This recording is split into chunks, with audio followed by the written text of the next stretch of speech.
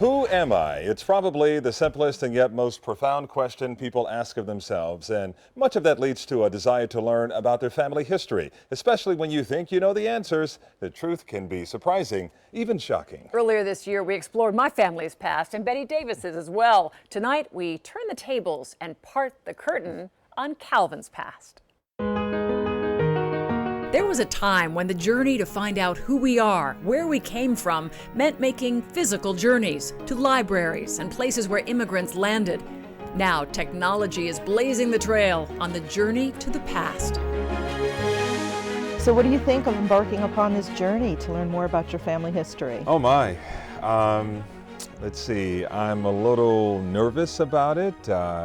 I'm curious.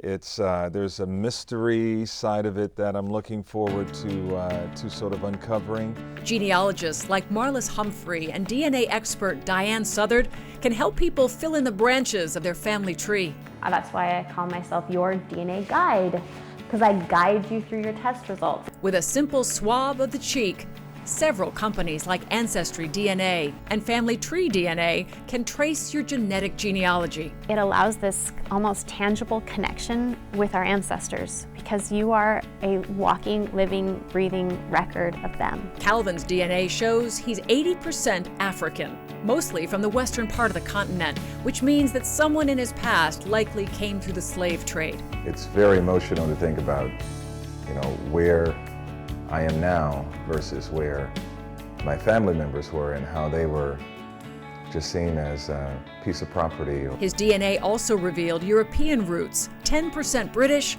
and 10% Irish. 10% Irish. Oh my gosh. You sure it should be Calvin Hughes, I guess. And there were more surprises to come. Calvin launched this journey armed with a family history of his great-grandfather, Ernest Lee Hughes, lovingly referred to as Big Papa. So he has this wonderful document. It lists lots of descendants and it puts some good, interesting biographical information in about Big Papa, which are kinds of things that we don't find necessarily from the records alone. The records revealed that Big Papa was the first black man given the right to vote in Scott County, Missouri.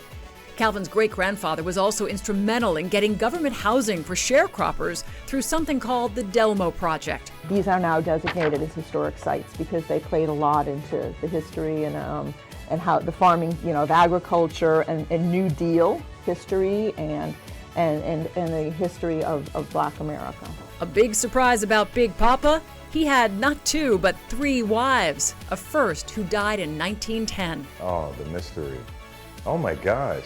It sounds almost like Dynasty or Dallas or something. Diane and Marlis uncovered some things Calvin never knew, but also corrected family lore. Information he can't wait to share. We have a family reunion coming up in June in Chicago, so this will help me share this information with them. And those of you who followed Betty's story, you realize that DNA evidence going back thousands of years showed that she and Calvin are connected. While it's not clear what exactly that link is, DNA doesn't lie, and it also connects both of them to the pharaoh Ramses. Wow, I'm still shocked by all of it.